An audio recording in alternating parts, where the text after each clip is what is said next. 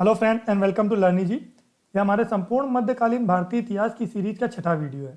जैसा कि हमने पिछले वीडियो में खिलजी वंश तक की बात की थी, आइए उससे आगे बढ़ते और जानते हैं दिल्ली पे अगले शासन काल के बारे में। तो दिल्ली पर खिलजी वंश के बाद जो शासनकाल हुआ वो तुगलक वंश का रहा, जिसका शासनकाल 1320 ईस्वी से लेकर 1414 ईस्वी तक रहा। तो ये जो तुगलक वंश था इसने दिल्ली पर सबसे अधिक समय तक शासन किया। कुल इसने 94 साल तक दिल्ली पर शासन किया। जैसा कि खिलजी वंश जो था उसने कुल 30 वर्ष दिल्ली पर सबसे कम समय तक शासन किया था, और तुगलक वंश जो है इसने सबसे अधिक समय तक शासन किया। तुगलक जो थे वो मुख्यतः करोना जनजाति से संबंध रखते थे। इसका जो संस्थापक था, संस्थापक की अगर बात करते हैं तो गाजी मलिक या गयासुद्दीन तुगलक था।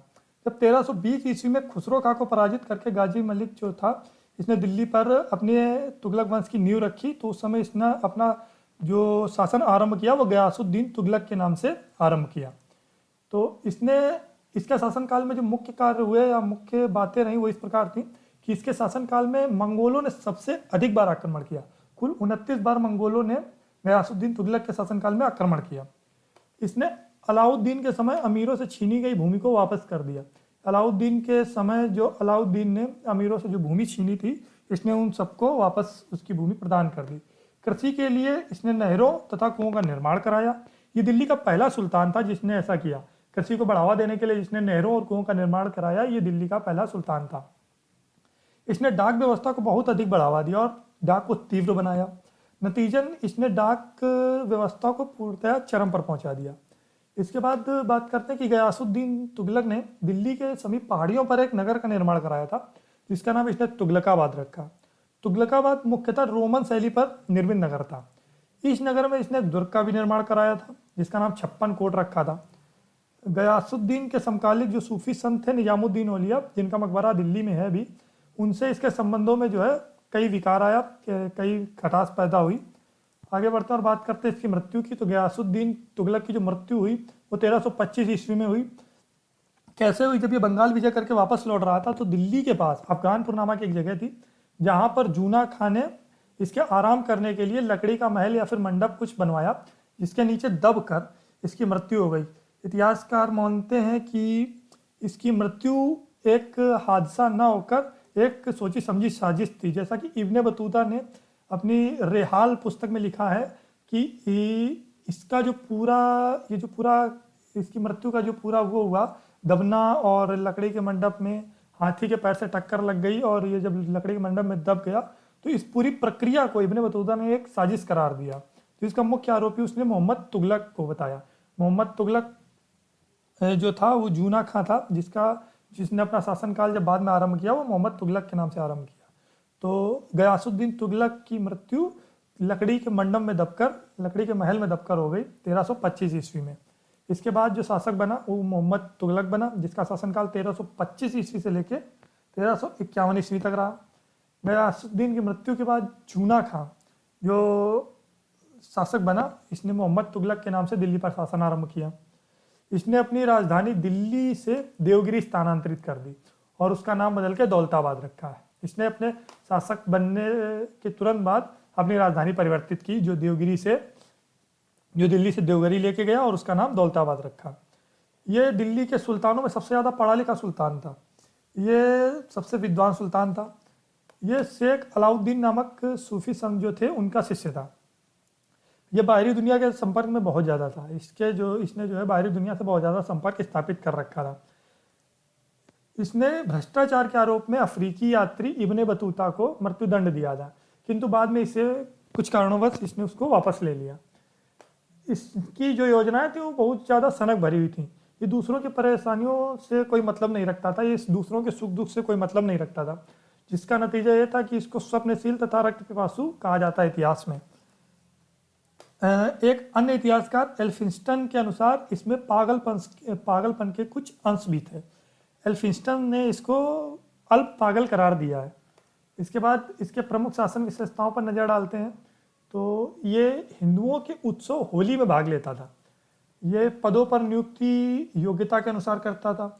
इसने योग्यता पर विशेष बल दिया और पदों पर जो नियुक्ति थी उसको योग्यता अनुसार किया।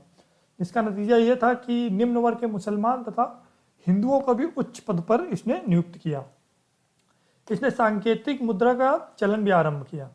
बर्नी के अनुसार इसने तांबे के सिक्के चलाए थे, जबकि एक अन्य इतिहासकार फरिश्ता के अनुसार इसने पीतल के सिक्के का चलन आरंभ किया था। कांसे की मुद्रा, जो सांकेतिक मुद्रा इसने आरंभ की थी, उसको अदली कहा जाता था।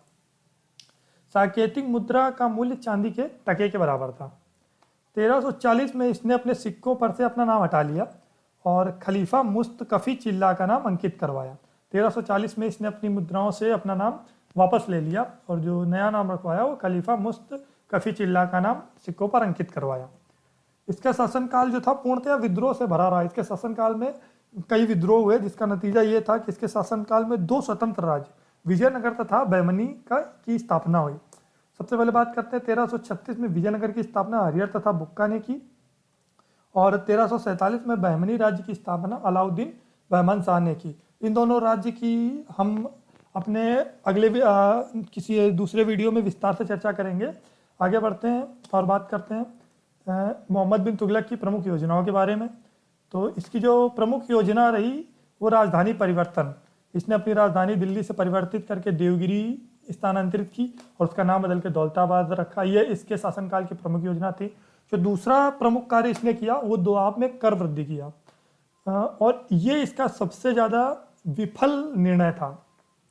ये इस समय इसने दोआब में कर वृद्धि की जब किसान काफ़ी ज़्यादा बदहाल थे, फसलें काफ़ी ज़्यादा खराब थी, किसानों की माली हालत काफ़ी ज़्यादा खराब थी, तब इसने दोआब में कर वृद्धि कर दी। इसका कर वृद्धि का जो मेन उद्देश्य था वो राज्य की आय को बढ़ाना था, किंतु इसका नतीजा उल्टा हुआ। किसानों ने विद्रोह कर दिया और इतिहास में किसी दिल्ली सल्तनत पे किसानों द्वारा किया गया ये पहला विद्रोह था। इसके फलस्वरूप विद्रोह को समाप्त करने के लिए इसने किसानों को ऋण प्रदान किया, जिसको सोनधरी कहा जाता था। इसने विद्रोह ना हो उसको बंद करने के लिए किसानों को ऋण प्रदान किया, जिसको सोनधरी कहा जाता था। प्राकृतिक आपदाओं में ऋण देने वाला ये दिल्ली का पहला सुल्तान बना। इस प्रकार जब इसने सोनधरी का वितरण किया, ऋण वितरित किया, तो ये पहला सुल्तान बना जिसने प्राकृतिक आपदाओं में ऋण वितरित किया। इसका एक अन्य जो योजना रही, असफल योजना कह सकते हैं, वो खुरासान अभियान था। खुरासान अभियान इस प्रकार था कि ईरान पर आक्रमण करने की इसने योजना बनाई और ये योजना जो है मिस्र के सुल्तान के साथ संधि की कि ईरान पर आक्रमण करेंगे और इसने 3,70,000 हमला करने के लिए इसने 3,70,000 सैनिकों को तैयार किया, उनको अग्रिम वेतन दिया और 1 साल तक उनकी ट्रेनिंग की। लेकिन अंतिम क्षण में जो है योजना की संधि जो है विफल रही और जिसका कारण ये हुआ या ईरान पर हमला नहीं कर पाया और खुरासान पर इसने हमला नहीं किया और जिससे इसको पूर्णतः आर्थिक नुकसान सामना करना पड़ा। इसने एक विभाग की स्थापना की थी जिसको अमीर कोही के नाम से जानते थे। इसका उद्देश्य कृषि के विकास को आगे लेके जाना था। तो अमीर कोही जो संबंधित था वो कृषि विकास से संबंधित था। इसने उपश्रय नामक एक बस्ती का निर्माण कराया था, उपश्रय, जिसका मुख्य उद्देश्य साधुओं और संतों को ठहरना के लिए आश्रय प्रदान करना था, ठहराव के लिए आश्रय प्रदान करना था। इसने गायों के रहने के लिए गोमठ का निर्माण कराया था। इसके दरबार में कुछ विदेशी दूत मंडल भी थे जो निम्न प्रकार हैं। पहला, इराक के शासक मूसा द्वारा भेजा गया दूत मंडल इसके शासनकाल में था। दूसरा, चीन के शासक तोगान तैमूर द्वारा भेजा गया दूत मंडल। तीसरा, ख्वारिज्म की रानी द्वारा भेजा गया दूत मंडल और चौथा और अंतिम दूत मंडल जो था वो ईरान के शासक अबू सईद द्वारा भेजा गया दूत मंडल था। इब्ने बतूता इसी के शासनकाल में भारत आया था 1333 ईस्वी में। सुल्तान ने इसे दिल्ली का काजी नियुक्त किया था और 1342 ईस्वी में सुल्तान ने इसे अपना राजदूत बनाकर चीन भेजा था। इसी ने सुल्तान अलाउद्दीन मोहम्मद बिन तुगलक ने इब्ने बतूता को ही मृत्युदंड दिया था भ्रष्टाचार के आरोप में, किंतु कुछ कारणोंवश फिर उसको समाप्त कर दिया। और इब्ने बतूता की जो पुस्तक थी उसका नाम रिहाल था, जिसमें उसने मोहम्मद तुगलक के शासनकाल की घटनाओं का विवरण किया है। मृत्यु की बात करते हैं तो मोहम्मद तुगलक की मृत्यु 1351 में सिंध जाते समय थट्टा के निकट गोडाल में हो गई। बर्नी के अनुसार चूंकि यह बहुत ही क्रूर शासक सिद्ध हुआ था तो उसने एक व्यंग लिखा जिसके अनुसार, बर्नी के व्यंग के अनुसार, अंततः लोगों को इससे मुक्ति मिली और उसको लोगों से। अब इसके बाद जो शासक रहा वो फिरोज शाह तुगलक रहा, जिसका शासनकाल दिल्ली पर 1351 से लेकर 1388 ईस्वी तक रहा। फिरोज शाह का राज्याभिषेक थट्टा के निकट में ही हुआ। जो इसने पहला राज्याभिषेक कराया मार्च 1351 में। इसने दोबारा अपना राज्याभिषेक अगस्त 1351 में दिल्ली में करवाया। खलीफा ने इसे कासिम आमिर उल मोमिन की उपाधि प्रदान की थी। इसके प्रमुख कार्यों पर नज़र डालते हैं तो फिरोज शाह ने अपने प्रशासनिक कार्यों और लोक कल्याण में काफ़ी ज़्यादा तरक्की की। ये विशेष रूप से अपने प्रशासनिक कार्यों के लिए जाना जाता था। इसने मोहम्मद तुगलक के द्वारा लगाए गए कृषि कर को समाप्त कर दिया। इसने जो ऋण था उसको समाप्त कर दिया, जो कृषि पर ऋण देता था वो उसको समाप्त कर दिया। इसने जजिया और जकात कर को लागू रखा तथा अन्य 24 कष्टदायी करों को समाप्त कर दिया। आम जनता पे इसने सिर्फ जजिया और जकात कर को लागू रखा और अन्य 24 छोटे बड़े करों को समाप्त कर दिया।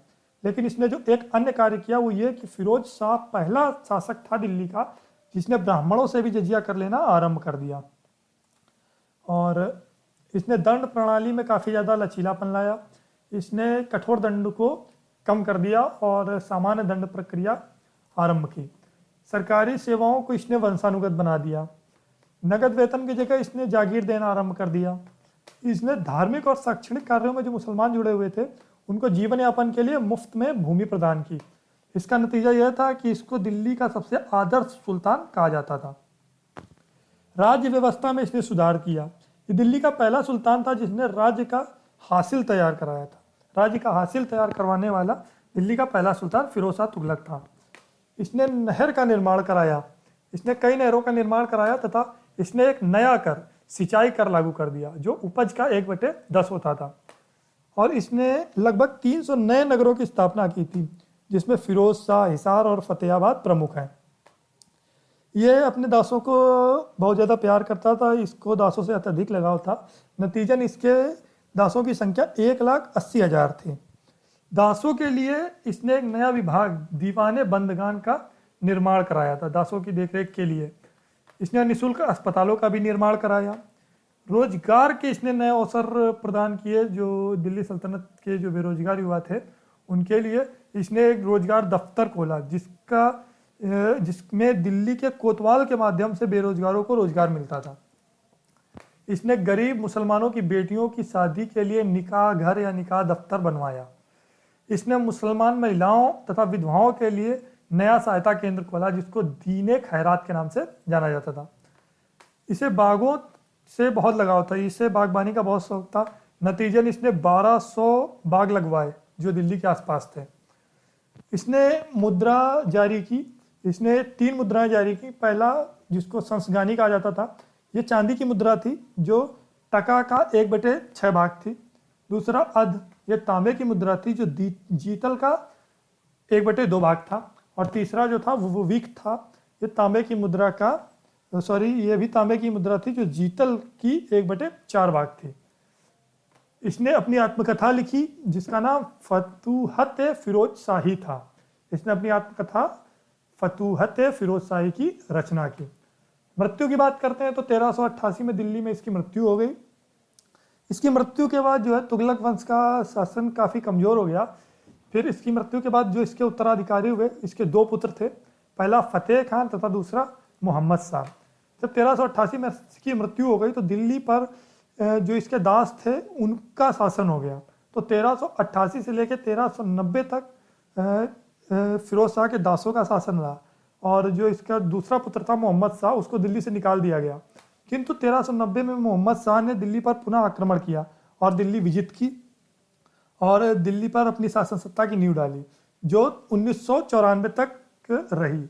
1394 में मोहम्मद शाह की मृत्यु के बाद नसीरुद्दीन महमूद शाह शासक बना। नसीरुद्दीन महमूद जो था वो मोहम्मद शाह तुगलक का पुत्र था। इसके शासनकाल में जो मुख्य कार्य हुआ नसीरुद्दीन तुगलक के शासनकाल में वो ये हुआ कि 1398 में दिल्ली पर तैमूरों ने आक्रमण किया। जब दिल्ली पर 1398 में तैमूरों ने आक्रमण किया तो नसीरुद्दीन तुगलक भागकर गुजरात में चला गया। वहाँ गुजरात में जाके छिप गया और तैमूरों को पूरा फ़ायदा मिल गया। उन्होंने 15 दिनों तक दिल्ली पर भीषण नरसंहार किया और जितना धन संपदा थी उन सबको लूट लिया। इसके बाद 1412 में नसीरुद्दीन की मृत्यु हो गई और दौलत खान जो एक सरदार था वो दिल्ली पर शासक बना। और 2 साल तक इसने 1412 से लेकर 1414 तक दिल्ली पर शासन किया। बाद में पंजाब का जो सूबेदार था खिज्र खां, उसने दिल्ली पर आक्रमण किया, दौलत खां को पराजित किया और दिल्ली में दौलत खां की पराजय के बाद एक नए वंश सैयद वंश की नींव पड़ी। तो अगले वीडियो में हम बात करेंगे सैयद वंश तथा उसके आगे के वंशों के बारे में। So for regular update subscribe our channel, like this video, share this video and don't forget to comment this video. Thank you.